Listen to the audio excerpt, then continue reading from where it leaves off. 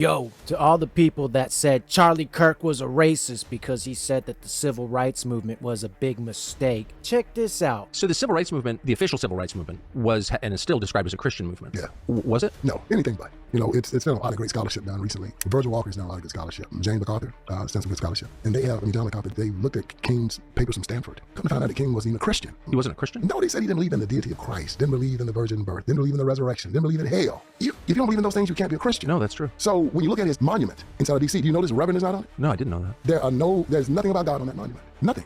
This is not a mistake. This is a confession. They knew exactly who they were. And our Bible tells us that a tree is known, how do you know a false prophet? A tree is known by the fruit it bears. That's right. You will not get good fruit from a bad tree or bad fruit from a good tree. Each tree and its fruit will be after its own kind. So when you look at the black community and the condition that it's in, if it's bad fruit, the tree had to be bad. That's right. And if it's bad fruit, it's a false prophet. It's binary. And when you look at where we were between 1940 and 1960, the black community had cut its poverty rate from 80% to about 35% in 20 years, the greatest reduction of poverty in the history of the world. And then after the civil rights movement, we flatlined. Why? We turned from God to government. And Martin Luther King Jr. and the Civil Rights Movement led us on that. We know how King was all tied up with the communists. Man, Stanley Levinson was one communist in America. Bayard Rustin had been a communist in his youth. The guy that ran the SELC, his name was Jack O'Dell, Hunter Pitts O'Dell. He was a communist. King's lawyer, Clarence Jones, was a communist. Clarence Jones and Stanley Levinson say they wrote the I Have a Dream speech. They were both communists. And when you look at the I Have a Dream speech, it's amazing when you dissect it and deconstruct it. Because when King says 5 times in that speech, the first thing he said was, 100 years after the Emancipation Proclamation, the Negro is still not free. That is a lie. I was born free. My freedom is a gift from God. It's an unalienable right. According to John Locke in his second treatise of government, it is irrevocable, non-transferable, and unsellable. Now, King says 5 times in that speech that we were not free. Then at the end, he has that great refrain that on some certain day we'll be free at last, free at last. Thank God Almighty we're free at last. Still telling us we're not free.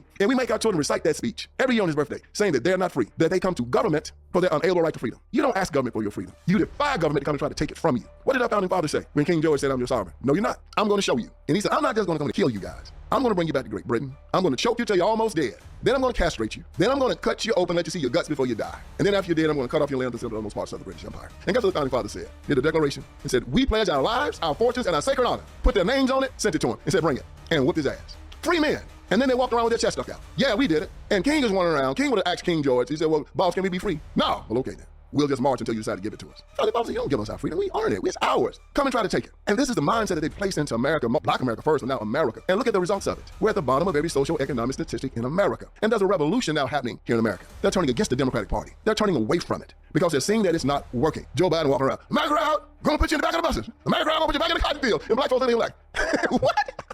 You see him at Morehouse College? Yeah, just the other day. One of the funniest things I ever saw in my life. These are young black men, 21, 22 years old, right? He up there talking, they're gonna put you in the back of the buses. They're gonna put your hamburgers in the back of the restaurant. That's right. Make sure to follow for more. The Faceless Prophet out. If he were telling the truth, he wouldn't have told us. Unless, of course, he knew you wouldn't believe the truth, even if you told it to you.